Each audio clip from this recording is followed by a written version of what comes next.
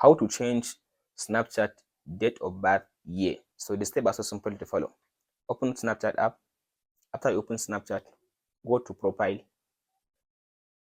go to settings. Then from there you can tap on this birthday. Here it says choose carefully. You can only change your birthday a limited number of time. Tap on this. So from there now you can be able to see this option. Here is date, here is month, here is day, and here is the year. If you want to change only the year, then you can just go ahead and change the year. If you want to change the day, go and change the day. If you want to change the month, go and change the month like this.